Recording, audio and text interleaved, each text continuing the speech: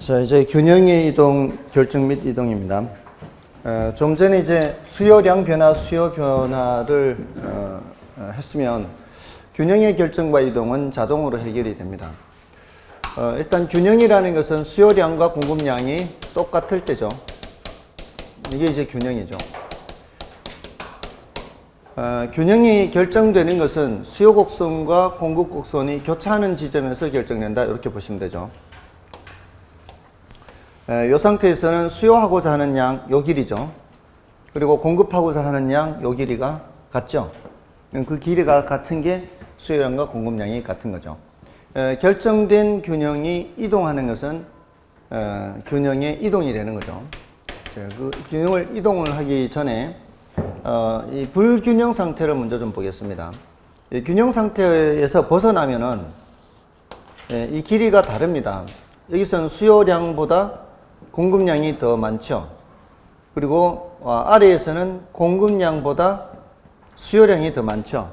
그래서 위는 뭐가 되는 거예요? 초과 공급이 되는 거죠.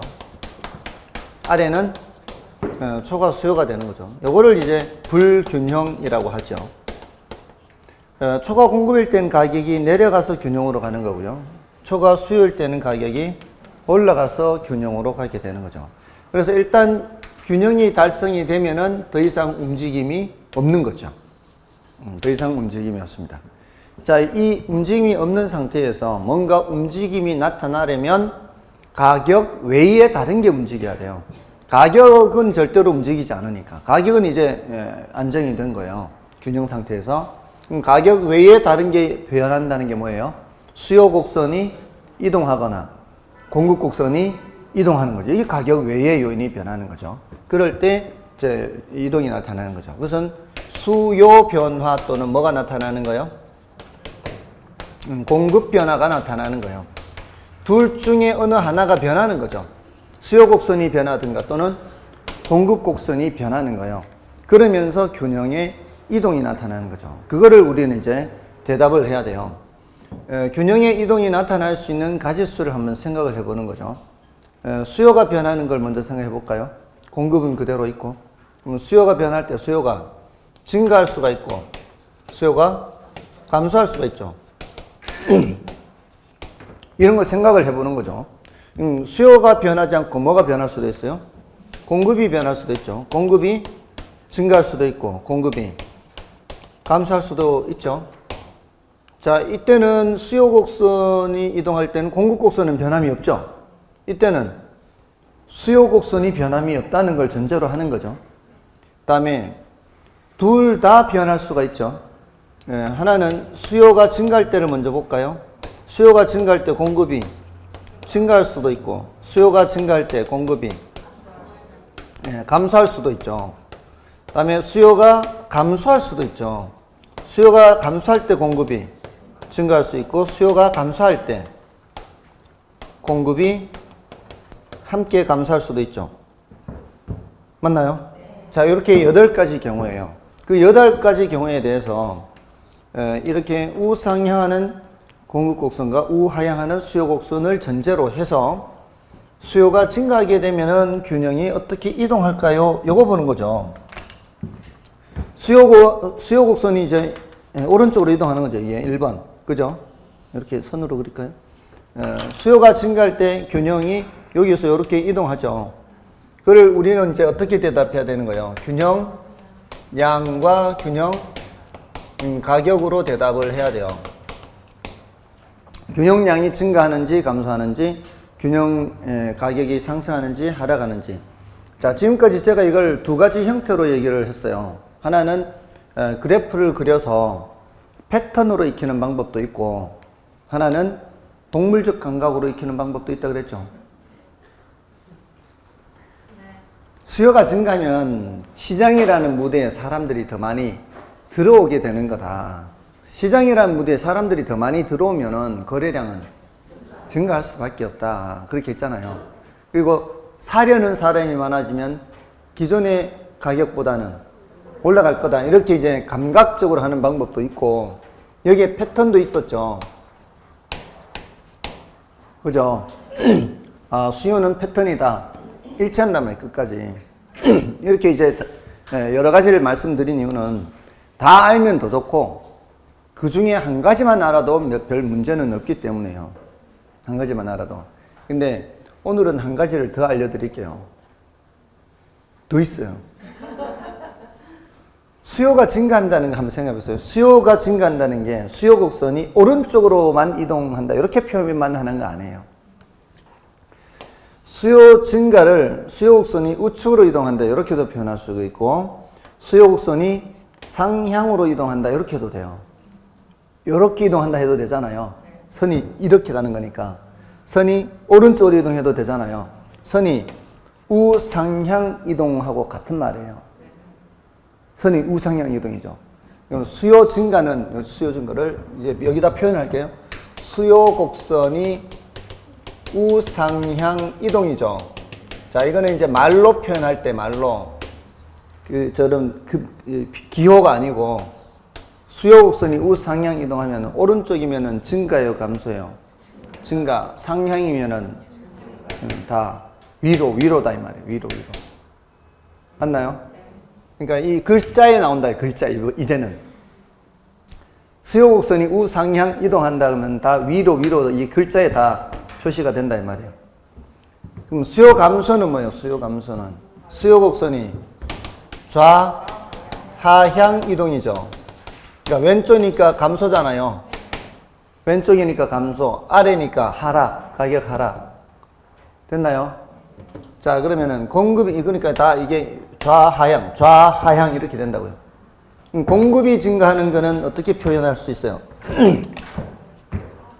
공급 곡선이 우하향 이동이에요. 우하향 이동. 공급이 증가하는 게 이렇게 된단 말이에요. 그럼 공급 곡선이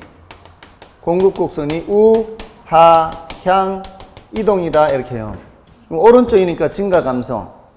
증가. 아래니까 하락. 근데 잘 아시겠죠? 제가 늘 균형량을 먼저 쓰죠. 가격을 나중에 쓰죠.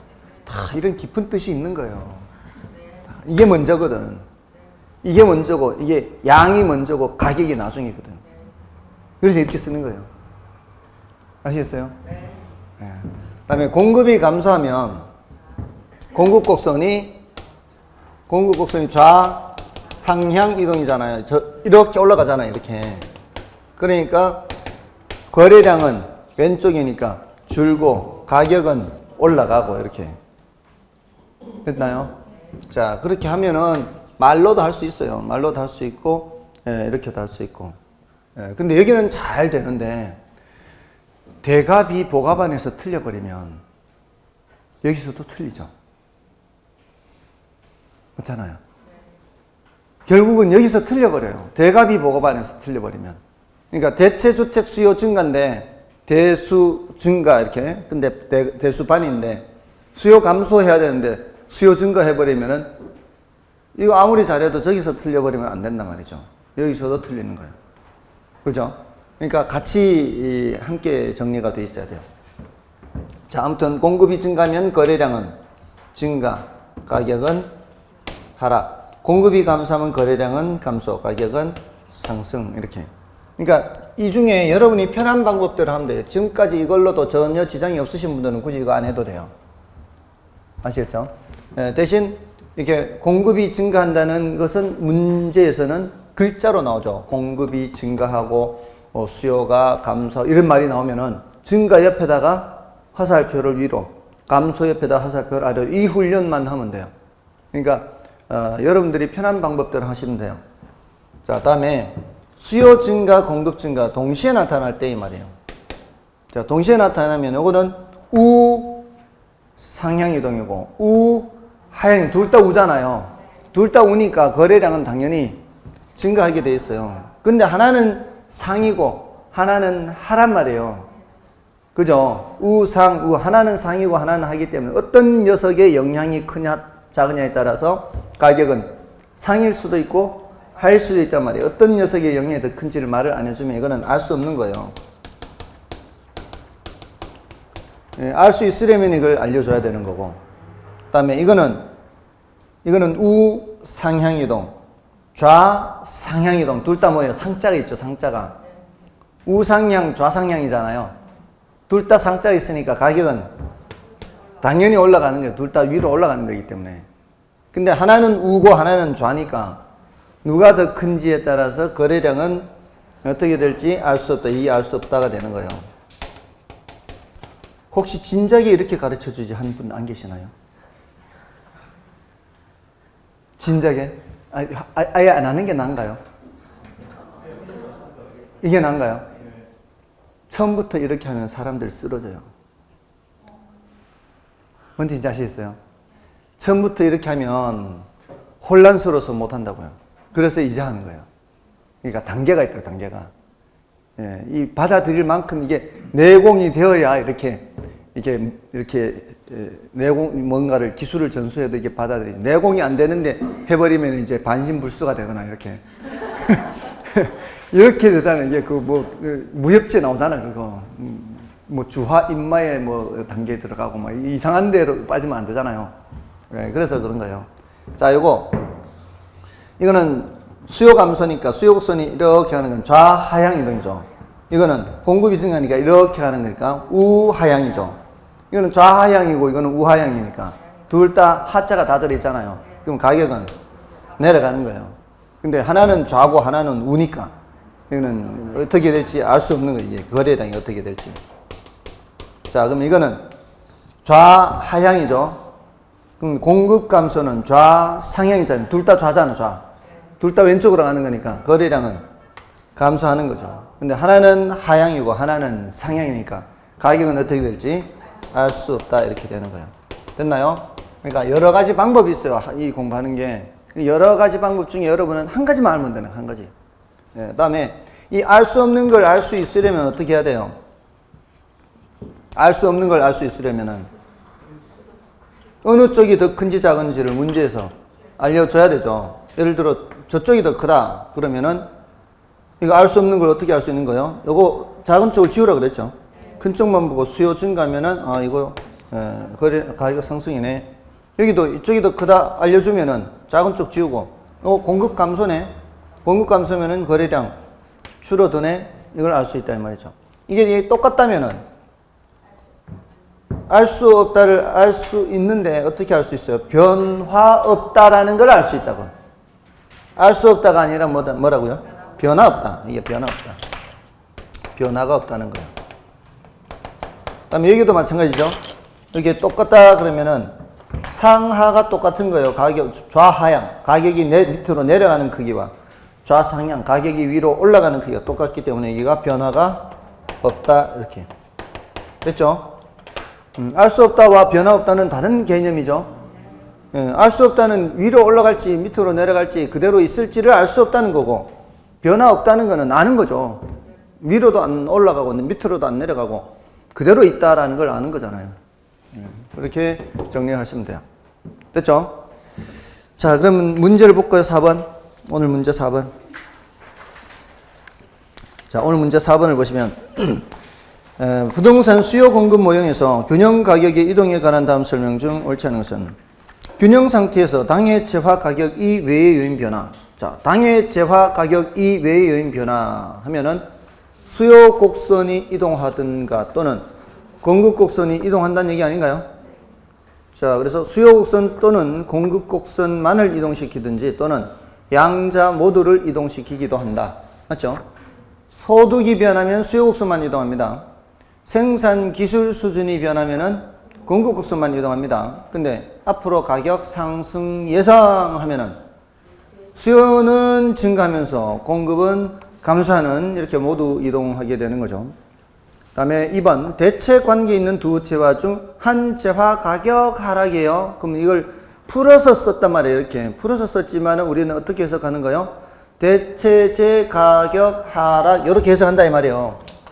그럼 대가 하락을 쓴단 말이에요. 이렇게 대가 하락 대체재 가격 하락 그래 놓고 대가 B니까 내가 그리는 수요 감소 이렇게 되는 거죠.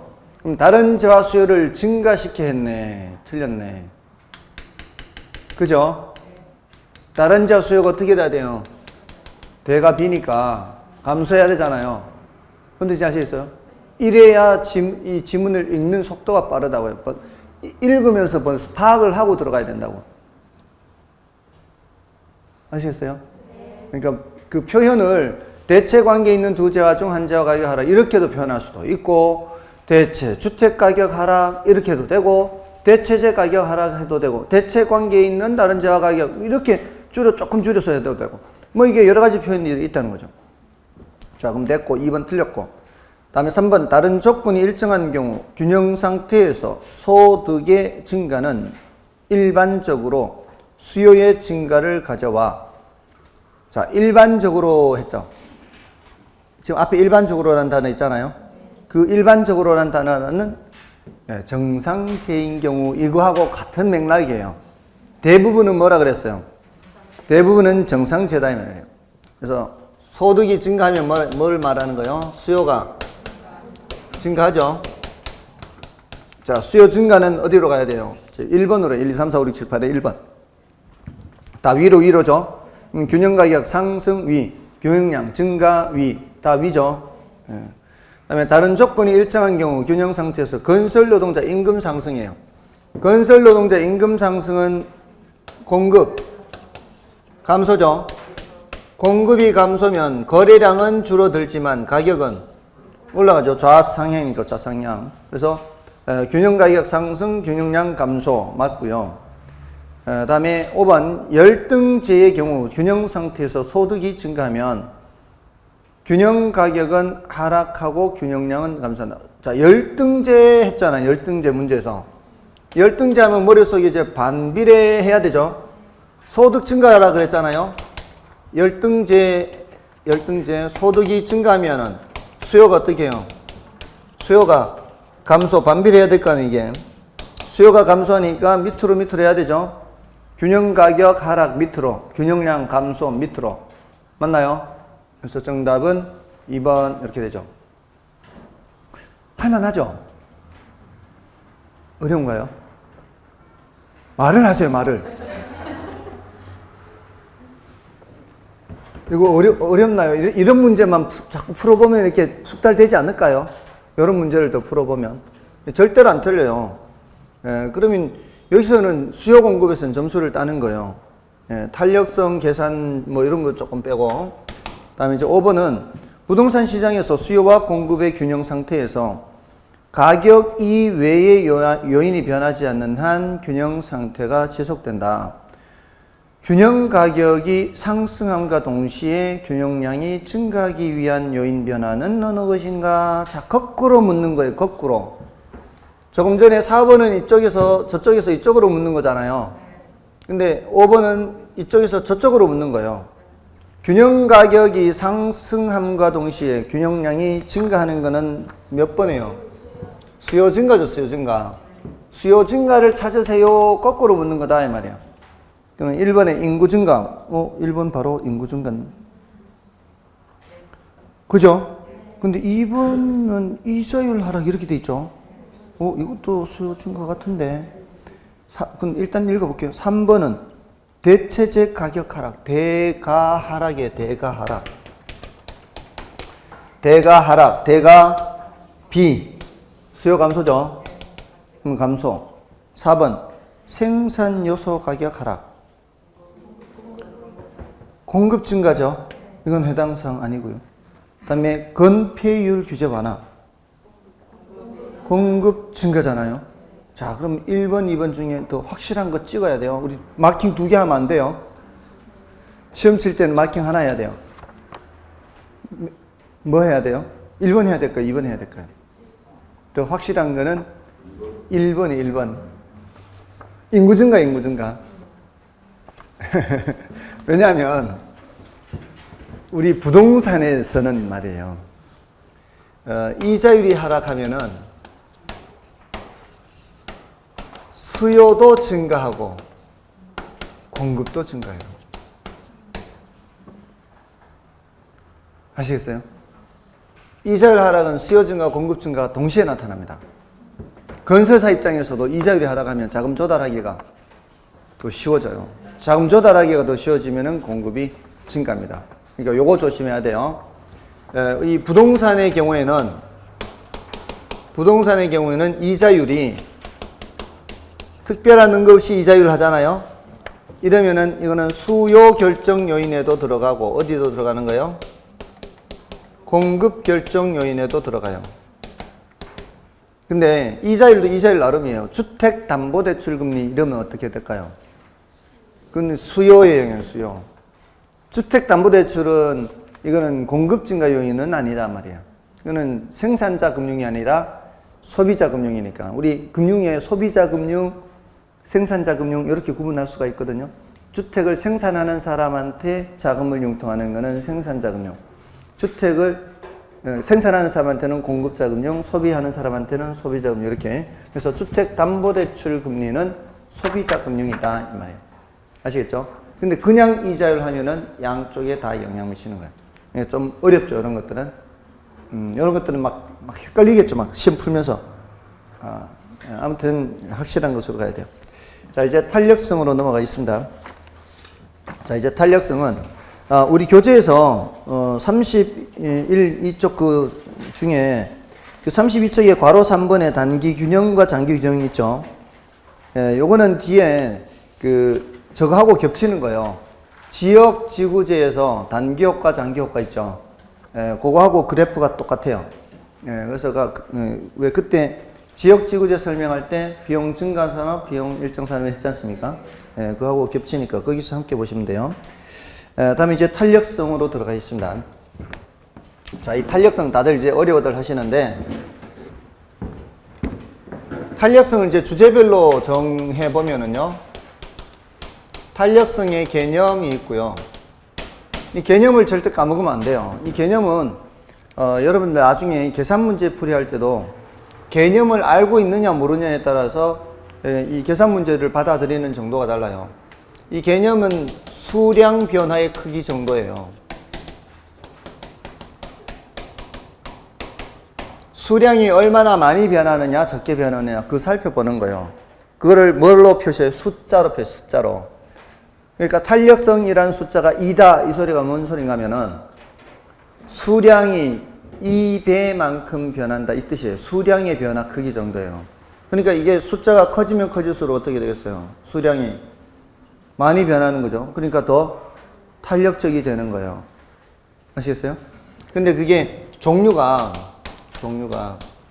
수요에도 탄력성이 있고 공급에도 탄력성이 있지 않습니까? 수요의 가격 탄력성 하면은 그게 뭐예요? 가격이 변할 때 수량이 얼마만큼 많이 변하느냐, 적게 변하느냐, 이거 살펴보는 거란 말이에요. 요게 2라는 게 뭘 의미한다고요? 가격이 변할 때 수량이 2배만큼 변한다.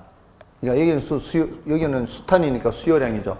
가격이 1만큼 변하면은 수요량은 2만큼 변한다 이 뜻이라고요. 근데 그게 다 퍼센트로 나타낸 거죠. 그러니까 가격이 3% 변하면은 수요량은 6% 변한다. 그냥 배요. 2배. 아시겠어요? 그 개념이 그렇다.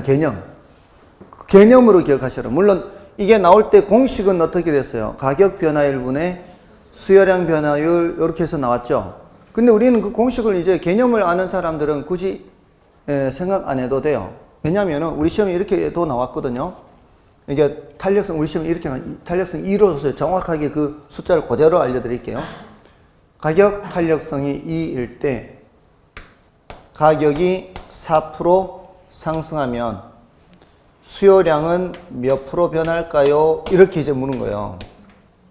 그러니까 이를 알려주고, 그러니까 공식을 생각하는 사람들은 분모의 뭔 변화율, 가격 변화율, 분자의 수요량 변화율이니까 요거 2가 되려면 여기가 8%네 이렇게 할 거 아니에요.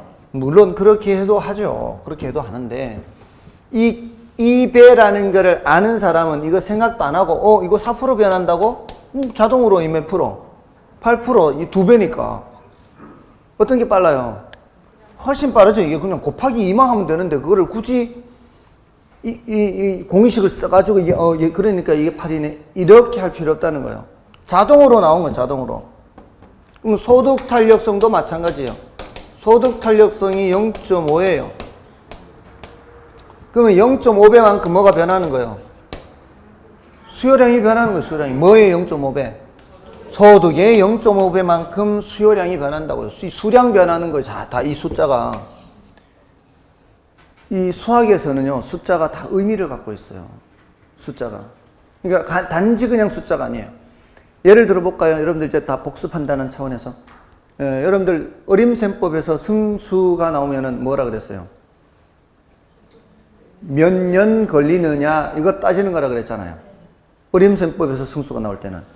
그래서 총소득 승수 하면은 총소득으로 투자된 돈 회수하는데 몇 년 걸리냐 이거고, 유효 총소득 승수가 5예요. 그러면은 유효 총소득 승수가 5예요. 이런 뭐예요? 유효 총소득으로 투자된 금액 회수하는데 5년 걸린다 이렇게 나온다고요. 근데 투자된 금액이 10억이다 그러면은 유효 총소득이 얼마란 얘기예요? 2억이라는 얘기죠. 5년 걸리 10억 회수하는데 5년 걸리니까 1년에 2억 번에 그럼 자동으로 나오는 거예요. 개념을 알면은 분모분자를 생각할 이유가 없어요. 개념을 아는 사람은. 그 분모분자를 왜 생각해? 그냥 자동으로 10억 회수하는데 5년 걸린다네? 1년에 2억이네? 금방 나오는 거잖아요. 그렇지 않아요? 그래서 개념을 알라고 하는 거예요. 근데 경제 기반 승수에서의 승수는 또 다르죠. LQ 할 때 경제 기반 승수라는 것이 있죠. 경제 기반 승수라는 것의 승수는 또 다르고, 그러니까 그 위치에서의 어떤 승수라는 게 달라요. 그러니까 그런 숫자는 어떤 뜻이 있단 말이에요. 그래서 그 개념을 잊지 마시라고 말씀드리는 거예요. 그 다음에 교차 탄력성도 마찬가지죠. 교차 탄력성이 0.3이에요. 그럼 이것도 0.3배예요. 그럼 이게 뭔 소리예요? 다른 재화 가격이 변할 때 내가 살펴보는 재화 수요량이 0.3배 변한다 이 소리예요. 그래서 여기 예를 들어 아파트 수요를 보고 있어요.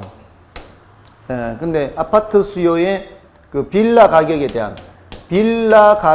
대한 아파트 수요의 교차 탄력성 이렇게 하면은 빌라 가격이 5% 변하면 이 말이에요.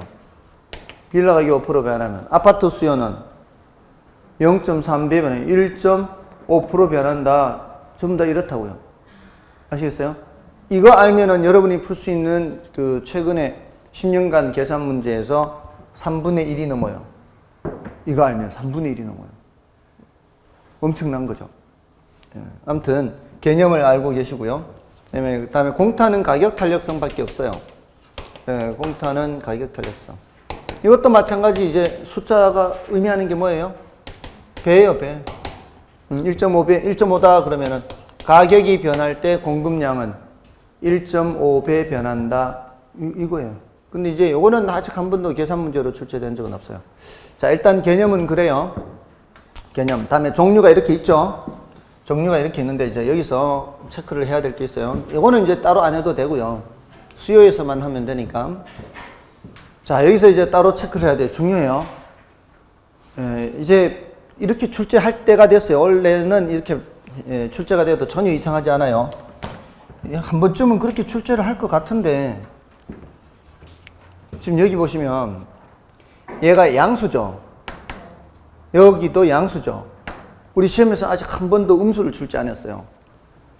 여기가 양수면 이게 무슨 재화란 얘기인가 하면 정상재예요. 자, 그거 생각하셨어요? 안 하셨어요?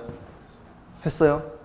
양수인 거 보고 딱 보는 순간 소득 탄력성 양수 썼네. 저 인간이 양수 썼네. 저 인간이 양수 썼네. 그러면 여기는 대체제라는 걸 머릿속에 떠올려야 돼요. 소득이라는 말이 나오거나 관련재 가격이란 말이 나오면 자동으로 뭐가 떠올라야 된다고요? 정상재, 열등재, 대체재, 보완재 나와야 돼요. 이게 뭐라 그러죠? 조건 반상, 무조건 반상인가? 뭐 하여튼 뭐 있잖아요. 이렇게. 오늘 자꾸 개 얘기가 나오니까. 그 누구죠? 누가 실험한 거 있잖아요. 저기. 조건 반상가요? 이렇게 뭐 이렇게 그죠. 저기 밥 줄 때마다 종을 찡 하고 이렇게 밥을 주니까 나중에는 정만 쳤는데도 입에서 침을 흘린다 그랬죠. 그런 것처럼 이 딱 보는 순간 뭐가 돼? 나 떠올라야 된다고요. 정상재, 열등재가 떠올라야 돼요. 조금만 더 하면 되겠죠, 아마. 이게 떠올라야 돼요. 아까 소득 얘기가 나오면 어떻게 해야 된다 그랬어요? 소득 얘기가 나오면 정상제 열등제가 떠올라야 돼요. 그래서 이게 교실에서만 그러면 안 되고 밖에 나가서도 야, 소득이 얼마냐 할 때도 소득 하면은 정상제 열등제 떠올라야 돼요. 그래야 원래 만약에 음수로 나오면 사람들 막 틀릴 거란 말이죠. 지금까지 음수를 한 번도 출제를 안 했으니까. 지금까지 다 양수로만 출제했으니까. 아시겠어요? 음수로 출제했을 때 틀리지 않으시도록 하시라고요. 모의고사에 출제할까? 이거 출제했나 안 했나 모르겠네. 기억이 안 나네. 아무튼 훈련을 해야 돼, 훈련을. 마이너스일 때는 소득 얘기가 나올 때 마이너스일 때는 열등제, 교차 탄력성에서 마이너스 나올 때는 보완제. 자, 이거는 계산으로도 나올 수도 있고 이론으로도 나올 수 있어요. 근데 이론으로든 계산으로든 한 번도 마이너스가 안 나왔어. 나올 때 됐다고 이제. 충분히 나올 때 됐습니다. 음수 나올 때 됐어요. 자, 여기서는 이론적으로는 더 이상 할 거 없어요. 그냥 정상제, 열등제, 대체제, 보완제 하면 끝나요. 이제 그 다음에 이제 계산 문제에서는 이제 또 다뤄야 되겠죠. 자, 아무튼 여기까지고요. 다음에 종류는 그렇잖아요. 이제 응용. 이제 어디다 써먹느냐 이 말이에요. 응용. 자, 여기에서 조금 이제 신경 쓰시면 돼요. 하나는 뭔가 하면은 탄력성과 탄력성 우리 교재에 순서가 탄력성과 균형의 이동이 먼저 나오고 있죠. 탄력성과 균형의 이동. 다음에 탄력성과 판매 수입. 요 두 가지예요. 뒤에 가면은 경기 변동론하고 요거는 이제 뒤에요, 뒤에. 경기 변동론하고 뒤에 이제 부동산 조세. 여기 가면 또 있어요, 이게. 경기 변동에서는 수탄수, 공탄발, 거미줄 모형이 나와요. 수탄이 더 크면 수렴형, 공탄이 더 크면 발산형, 수탄수, 공탄발에서 다시 나와요, 탄력성이. 그 다음에 조세, 부동산 조세에 가면은 수탄이 공탄보다 더 크면 수요자가 덜 부담. 그죠? 수요자 덜 부담. 공탄이 더 크면 공급자가 덜 부담. 이런 얘기가 나오죠. 이런 식으로 이제 탄력성 얘기가 나와요. 그리고 부동산 조세의 자원 배분 효과에서 탄력적일수록 자원 배분 왜곡이 크다 작다. 탄력적일수록 자원 배분 왜곡이 크다. 수량 변화가 클수록. 비탄력적일수록 자원 배분 왜곡이 적다. 이 탄력성과 자원 배분 효과에서 나와요. 자원 배분. 이게 이제 다죠.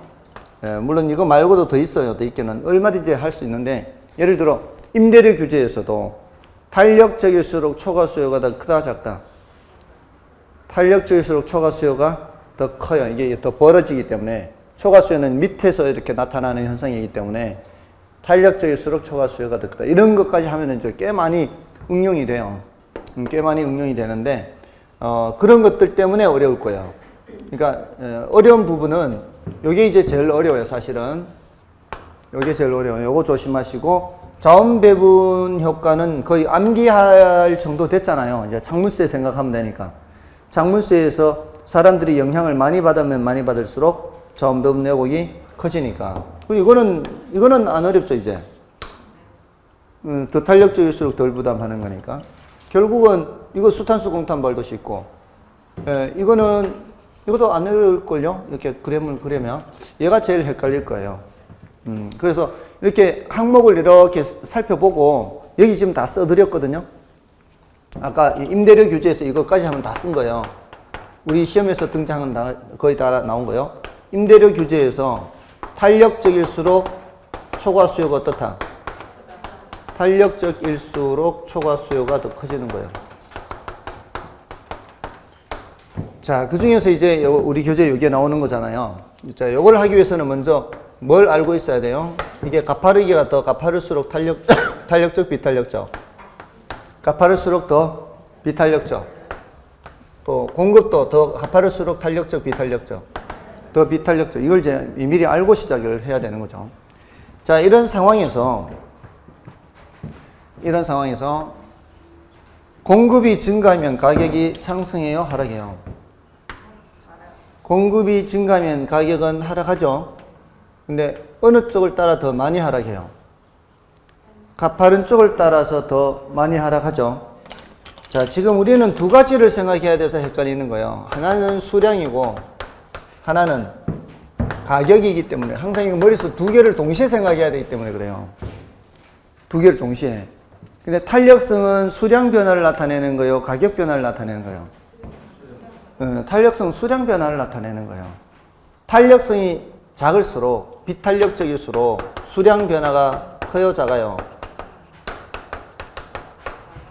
비탄력이란 개념 안에 벌써 개념을 여러분들이 아신다면 비탄력적일수록 이란 개념 안에 벌써 수량이 적게 변할수록 이 말은 뜻이에요. 수량이 적게 변할수록 가파르다는 얘기 아니에요. 그럴 때 가격은 어떻게 되냐 이 말이에요. 비탄력적일수록 가격이 더 변하는 거예요, 덜 변하는 거예요? 더 변한다 이 말이에요. 비탄력적일수록 수량은 덜 변하니까 수량이 덜 변할수록 가격은 더 변한단 말이에요. 더 변한다. 이거는 공급이 비탄력적일수록도 마찬가지죠. 이 비탄력적일수록이라는 단어의 개념 속에 수량이 적게 변할수록 이라는 의미가 있단 말이에요. 수량이 적게 변할수록 가격은 더 변한다 이 말이에요. 그죠? 그래서 제가 어떻게 외우라 그랬어요? 비가 더 이렇게 했다. 비가 더.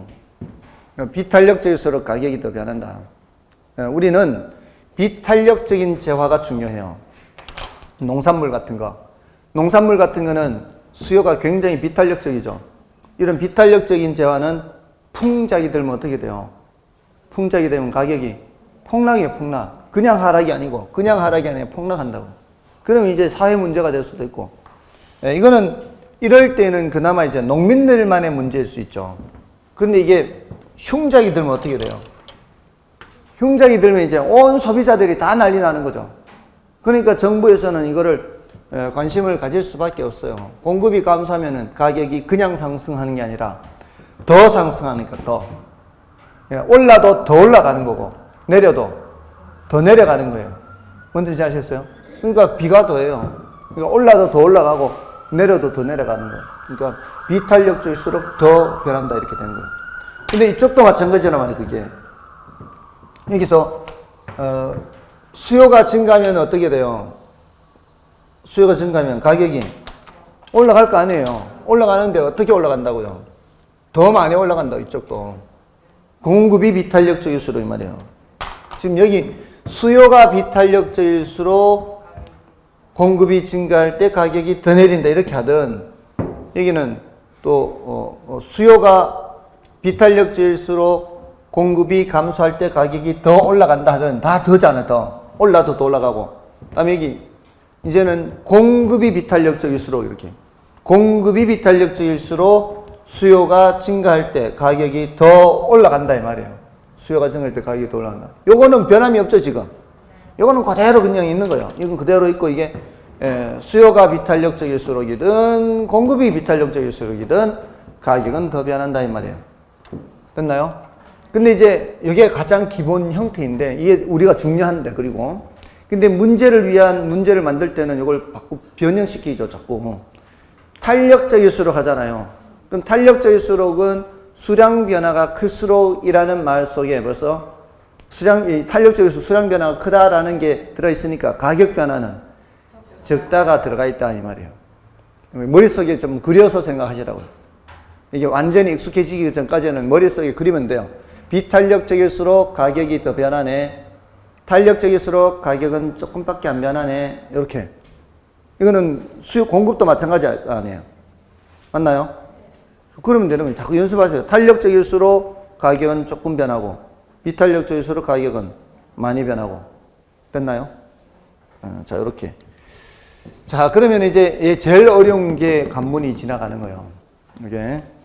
근데 이제 아주 예외적으로 어느 하나가 수평일 때는 어떻게 해요? 수평일 때는 다른 하나가 아무리 변해도 가격 변화가 없죠. 어느 하나가 수직이면 균형량 변화가 없다는 거죠. 자, 그렇게 하면 되고요. 그게 이제 34, 35쪽 내용이고, 그 다음에 넘어가시면은 이제 36쪽에 이제 탄력성과 판매 수입을 나타내는 그래프가 있죠. 자, 그 그래프는, 자, 이 그래프를 그려서 그냥 외우는 것도 하나의 방법이에요. 어떤 분이 이런 질문을, 아이고, 죄송합니다. 어떤 분이 이런 질문을 하셨어요. 아니, 이게 직선이면 기울기가 같은데, 왜 이 점, 이 점의 점마다 탄력성이 달라요? 이렇게. 제가 이거 그릴 때 한가운데가 탄력성 1이라 그랬잖아요. 이 위 구간은 탄력 구간, 아래는 비탄력 구간이고, 여기는 무한대라 그랬어요. 여기는 0이고, 어떤 분이 그렇게 질문하셨어요. 그래서, 굉장히, 생각을 많이 하셨구나, 이분이. 굉장히 좋은 질문이라고 했어요. 이게, 이 점, 점마다 탄력성이 달라요. 기울기는 같은데 왜 탄력성이 다르냐고 저한테 질문을 하셔서 제가 아주 좋은 질문이시라고 하면서 가르쳐 드렸어요. 이게 탄력성은 퍼센트로 나타내기 때문에 그래요. 그랬어요. 퍼센트로. 이거는 예를 들어 이제 금액으로 나타내잖아요. 가격. 여기는 수량으로 나타내죠. 퍼센트로 나타내는 거 아니죠. 여기 탄력성은 0인데 예를 들어 여기가 40이고 여기가 60이면 여기가 한가운데 20, 여기는 30, 여기는 10, 여기는 한가운데 30, 여기 한가운데 15, 여기 한가운데 45죠.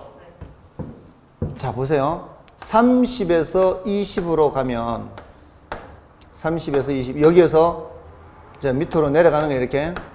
그러면 수량은 15에서 30으로 변하죠. 이 길이 15에서 이 길이 30으로 변하잖아요. 가격은 이렇게 내려갈 때. 이걸 퍼센트로 나타내면은 상황이 달라진다는 거죠. 기울기가 같은 것 같아도 퍼센트로 나타내면 30에서 20으로 변하면은 얼마만큼 변해요? 3분의 1만큼 변해요. 30에서 20으로 가는 거는. 출발 지점에서 10만큼 변했잖아요. 출발 지점이 30이잖아요. 30에서 10만큼 변한 거는 약 33% 변하는 거죠. 약 33% 변하는데 여기서 이쪽으로 가볼까요? 15에서 30으로 가면은 100% 변해. 100%. 2배가 됐잖아요. 맞나요? 이게 분모예요.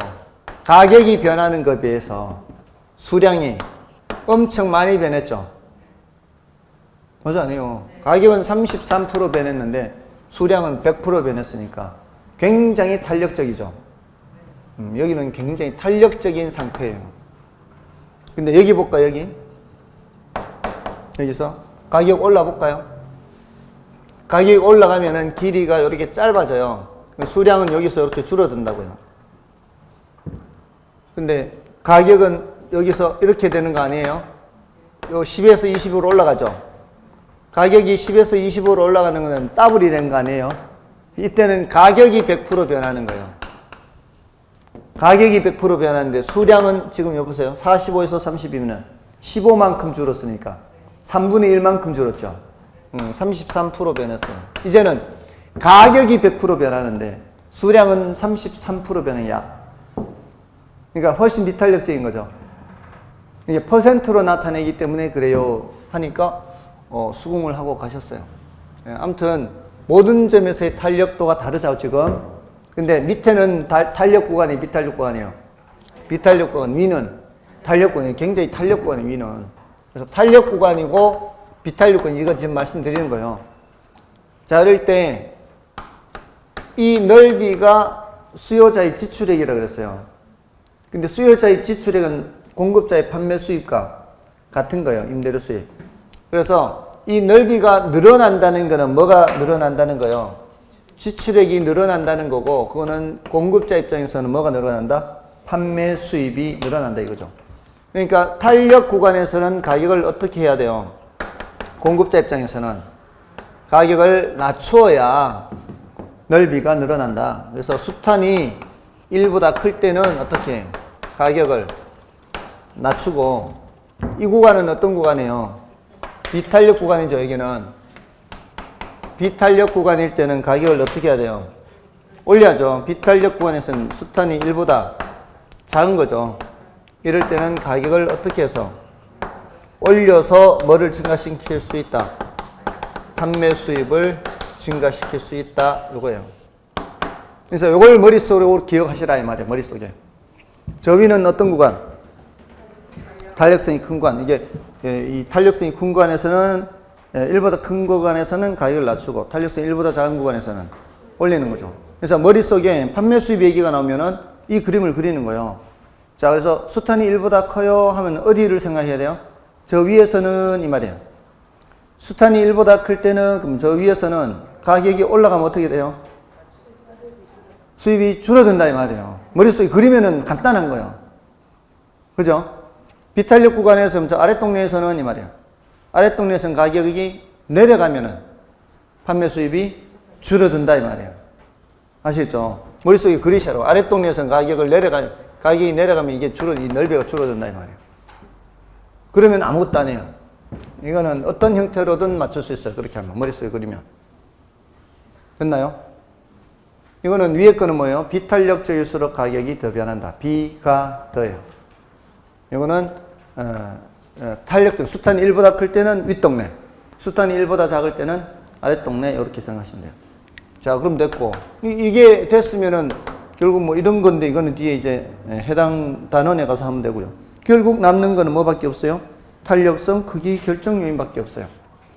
탄력성, 크기, 결정 요인은 어렵지 않거든요. 자, 아무튼 자, 요거는 좀 쉬고 할까요? 좀 쉬고 하겠습니다.